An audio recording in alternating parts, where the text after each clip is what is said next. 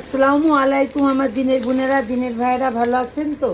আলহামদুলিল্লাহ, আপনার বোন ভালো আছে। এখন আমি ইলিশ মাছ দিয়ে ওই শসা রান্না করব। উপকরণে জিরে, ধইনে, আদা, রসুন,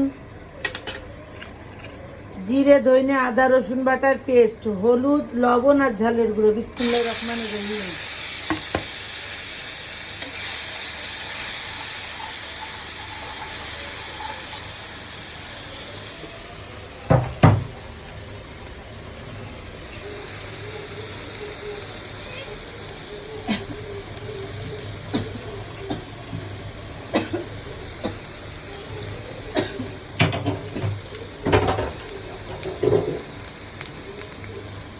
এবার একটু সামান্য পানি দেব।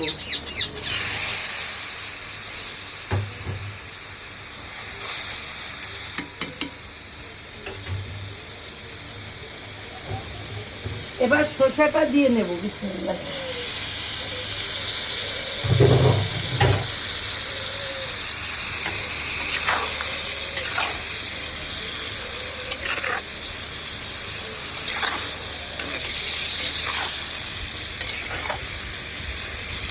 আর ওইদিকে কাঁঠালের বিচি দিয়ে লাল শাকের ডুগা আর ইলিশ মাছের মাথা দিয়ে রান্না হচ্ছে। এই দেখুন আমার দিনের বোনেরা, আমার দিনের ভাইরা, আমি মাথাটা ঘুটে দিলাম। পরে এটা আমি বাগার দিয়ে দেব। ওই যে আমার শসার তরকারি, আর ওই যে আমার লাউয়ের তরকারি,